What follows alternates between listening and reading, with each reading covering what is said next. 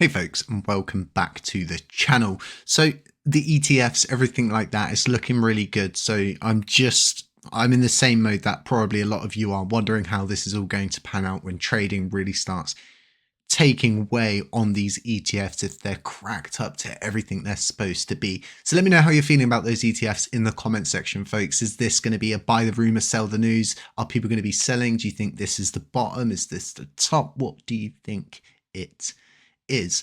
So something I mentioned in my previous video today is about this idea of taking LUNC and realistically turning it into a usable gas asset inside the broader cosmos. And the reason why I'm saying this, for starters, it's very, very ambitious. Ambitious is a very good word for it. It's probably not enough to long pause, but explain just how ambitious this really is to try and pursue. But ultimately, it's actually a route which is beneficial to us as a blockchain if we are to follow the sort of routes that I've explained in my previous video of getting on with Alliance and getting use of Enterprise Hub and getting access to the DAO, the payments, the labor market, and everything like that moving forward is going to be so important for us. So let me just read to you what they describe Alliance as. So Alliance is an open source Cosmos SDK module that enables blockchains to form mutually beneficial relationships, similar to trade agreements between countries. Using Alliance, a chain can allow almost any token, including liquid staking tokens, stable coins, liquidity provider tokens, and other Cosmos assets, to be staked on their chain to earn staking rewards, in turn for providing a portion of the chain's staking rewards to stakers of these tokens. The chains can redistribute a percentage of these staked Alliance assets to native token stakers.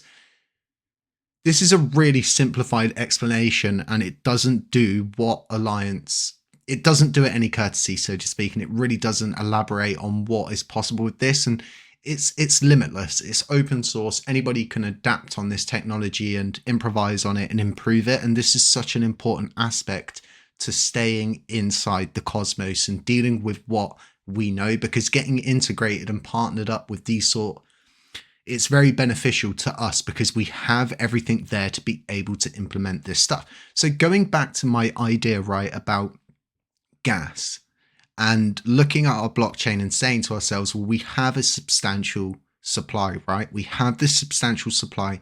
We've got this burn tax, and realistically, we need a usage, we need a use case. And if we look at the cosmos, right, there's not really a chain out there like ours. And the reason why I'm saying this is ever since I went on more or less a crusade to free this blockchain from all of the silly paychecks of paying 3 months in advance or paying Hexagon for something that Allnodes provides to us for free when no one else has got a spine big enough to stand up, I stood up. Now, with this all being said, right, there's nothing we can't do as a collective if we put our minds together and we get unified in this one unified approach. If we look at our blockchain, we've got the substantial community pool, we've got the substantial Oracle rewards pool, and honestly, with the reduction of the active set, you could make a few tweaks, you could figure things out enough to get us to where we need to be. Now, to really send this burn tax to the moon, right, to do the substantial burns that everybody wants, kind of like what's happening with Shibarium. I think there's going to be I think 9 trillion coins are going to get burned through Shibarium at some point. I'll probably have to do a video on that to uncover a little bit more, so to speak. But with Shibarium comes a lot of burn fees, and this is kind of my basic idea, without going into depth of it, is to actually look at Alliance and go, well, we can set up trade agreements between our blockchain and other blockchains. And what we want to aim to do is ensure that our asset, the native asset that would be generated to be used on Alliance, has specific use for gas, and it outcompetes everybody. It has a system that literally outcompetes everybody. We automate it. So it reads all of the other gas fees that are linked in with the Alliance, and it says to itself, well, these ones are all at X amount. I'm going to go X amount below them. Oh, recalculate. And we can do this off of Oracle feeder checks. And there's so many ways to actually do this, right? And like I said, it's ambitious. It's so ambitious, but isn't everything in crypto? Isn't Alliance ambitious? Without ambition, what do we have? Nothing. And when we don't have a unified approach and we're not of one unified mind, we're all over the show and we don't look into what is actually available. And with this EVM stuff, it's just, I feel like the road's just completely been U-turned and we're just going backwards on ourselves, starting something completely new. We don't have developers that really understand it. The ones that do understand it and saying the exact same as what I'm saying is it's probably going to kill the chain. But all we can do is advise in these situations and show you that there's way greener grass on the other side of the river, so to speak. And with Alliance, we can do so much more. And this idea of becoming a native gas asset, it's doable, it's feasible, and it's not just something that I've given 5 minutes thought to. It's been in my mind since I understood what Alliance does. Before all of this information was here in the document system that you can dive into, and I'll leave links to all of this in the description so you can go in and you can look at the technical sort of concepts and the way the distribution would work. And honestly, we've got a system that is so rich in a lot of different things, but mostly resources. The USTC pool, the USTC in the community pool, as much as people think that burning it's a good idea, I tell you what would be a way better idea is to start a liquidity pool on Axelar or somewhere like that and sort of generate an actual use case for it and do something with it instead of just trying to burn everything and hope for the best. Now, why I believe chasing this sort of route, and however it needs to be figured out, because there's going to be loads of ins and outs and ups and downs as to how to actually follow this route of turning LUNC's alliance system into a sort of gas-based movement, as to all of our alliances that we agree with other chains would be on the basis that we're usable as gas. And I know a lot of people say, well, it's Cosmos, you know, we will be usable with gas.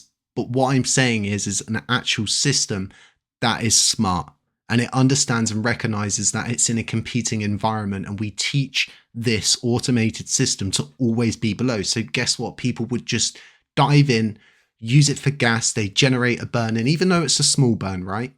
It's a side effect, and this is what we need to aim for as a blockchain, is not sort of this idea of relying on Binance to burn or chasing up all the CEXs to do all these different things. We need to generate use and use cases, which then in turn as a side effect, as a variable, it burns LUNC, because that way you're generating volume, you're generating use cases, you're actually doing something, and then burnings just produces this side effect. And before you know it, we're churning through loads of coins, and just off of a simple mistake Crypto.com made, we burnt a substantial amount of LUNC. And this is all we can hope for in these situations, is to just try moving an inch and seeing where it gets us to. But I believe personally we should be walking down the route of Alliance and stuff like this, because there's so many opportunities out there and they're limitless. It's limitless technology and these sort of things, right? It could generate so many more users for our chain, because we might get people that are part of White Whale or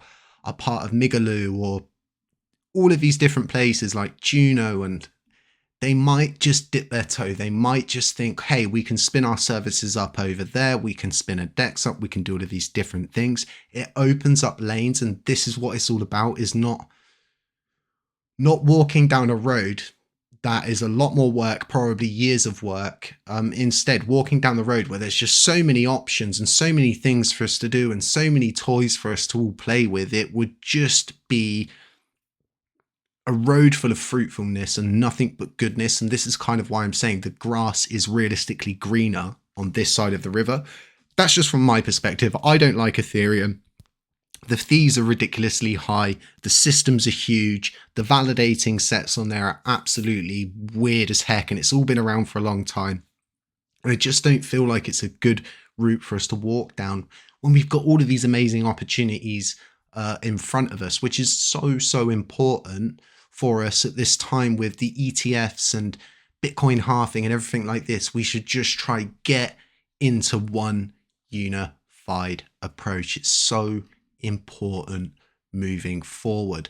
So folks, something I want to talk about, just as a breaking point here is Ape Terminal, because it's really something that I've been getting involved with. I'm participating in a few of these launches because I'm looking for the next bonk, right? Everybody's looking for the next bonk or the next doge or what's really going to blow up. And what I figure is you're never ever going to get that lucky trying to get into a coin when it hits the mainstream, it hits retail, and all of these Genesis investors have already bought in way before. So Ape Terminal is the fastest growing launchpad with the industry's greatest yield generating tools. And it really is. And the reason why this has caught my attention so much is just because it's so simple. I've got Robinhood. It's something that I'm very used. It's something that the everyday user doesn't get confused with, and it brings a situation where you've got all of these amazing tools. And it's something that I've been saying about in this video today about Alliance and accessing all of these tools. Ape Terminal is one of those tools you're going to want to get under your belt.